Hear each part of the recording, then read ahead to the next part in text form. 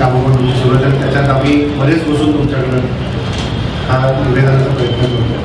मुंबई मराठी पत्रकार संघ यंदा 84 वर्ष साजरे करतो आणि माझे अध्यक्ष आमचे लोकांशी आहे. त्यांचं देवेंद्र प्रतिष्ठान आहे. सावरकर दादांना बालमोहन विद्यामंदिर आहे, त्याची तिकडे शिकला.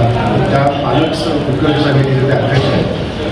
इकडे रिहन प्रतिष्ठानकडनं प्रसाद मोहनचे घर बनलेला एकल पालकत्व असलेल्या 140 मुलांचं पालकत्व ते स्वीकारतात आणि जवळपास 200 असंघटित क्षेत्रातल्या कामगारांच्या मुलांना मोफत शिक्षण देण्याचं काम सावरकरच्या संस्थेकडनं होतं.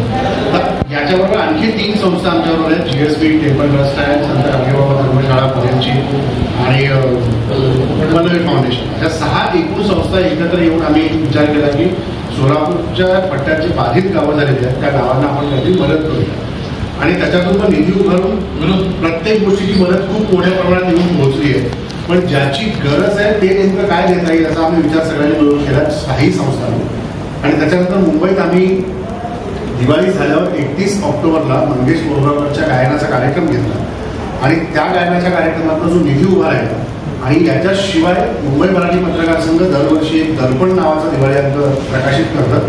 तर यंदाच्या दिवाळी अंकातल्या लेखकांच्या मानधनासही प्रत्येक लेखकाने सांगितले की आमचं मानधन पूरग्रस्तांच्या मदतीसाठी जमा करा आणि शिवाय जो नफा होतो दिवाळी अंकातल्या जाहिरातीच्या माध्यमातून तो संपूर्ण नफा आम्ही या पूरग्रस्तांसाठी देणगी म्हणून देण्याचं ठरवलं. तर त्याच्या माध्यमातून ज्या पूर आला त्यावेळेला प्रसाद मोकाशी, आमचे हेमंत सावंत आणि अजून दोघं जण होते काढले आणि त्यावेळेला येऊन त्यांनी काही गावांची पाहणी केली होती.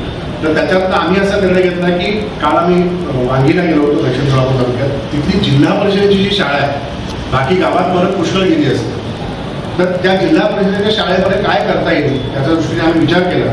तर शाळेची मागणी अशी झाली की आम्हाला एखादं बोरवेल इथं दिलं तर मुलांना पिण्याच्या पाण्याची व्यवस्था शाळेमध्ये पूर्ण होईल.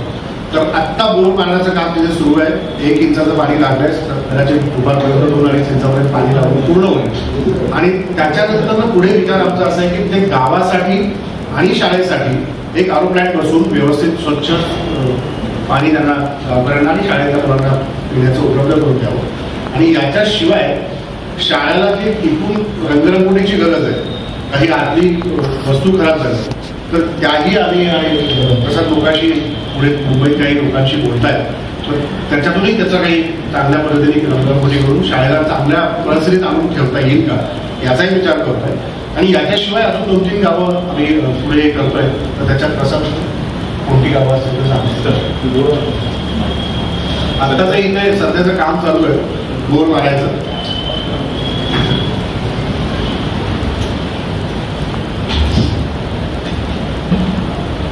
नमस्कार सगळ्यांना, धन्यवाद तुम्ही थांबल्याबद्दल आणि आम्हाला इथे तुमच्याशी जरा संवाद साधायला मिळाला याबद्दल तुम्हा सगळ्यांचे आभार.